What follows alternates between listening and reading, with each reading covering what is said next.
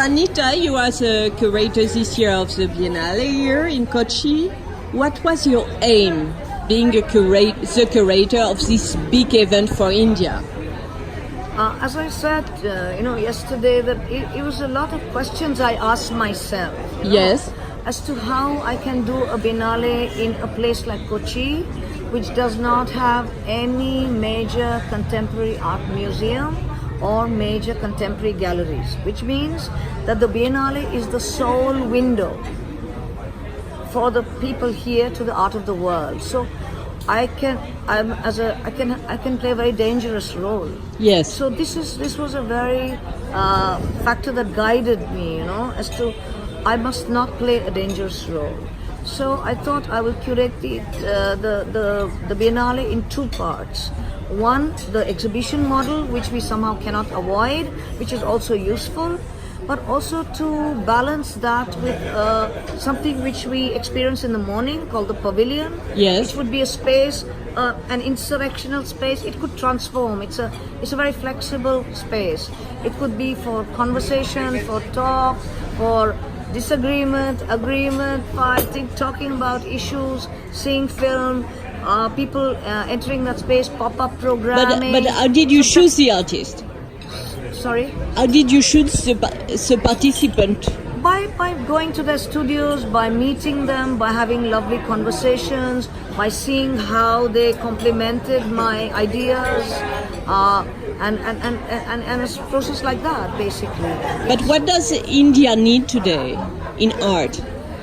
India needs everything like this. India doesn't need a few things. India needs, we need the whole diversity of the world, the beauty, the intelligence, the different kind of techniques that artists are using, the different kind of ways in which they are making works of art.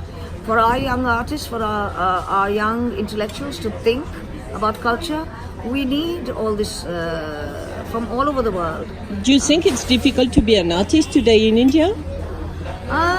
Yes, I think it's difficult because the economy is not so big towards the arts.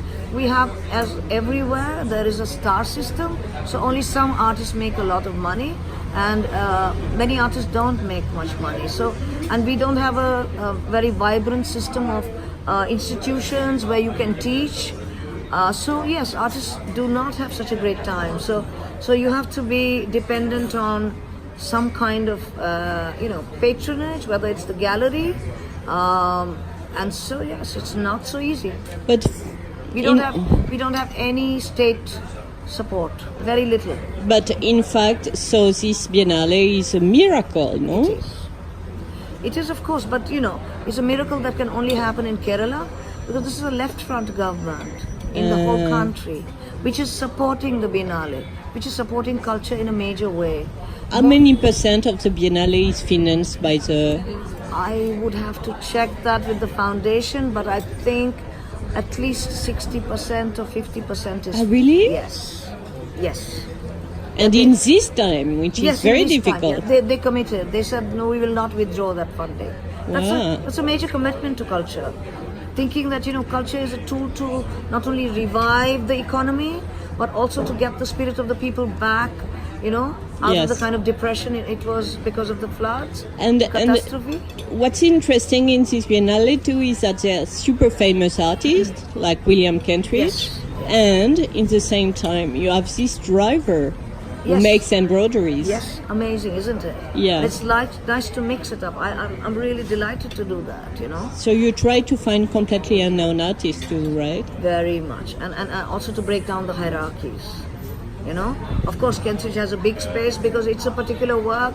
I want to show him. If I was showing artists from South Africa and Africa, and then in such a situation, you cannot avoid an artist like Kentridge. He's made such a contribution to. We love his work, what he's done with.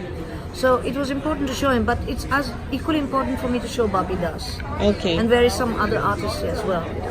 Merci.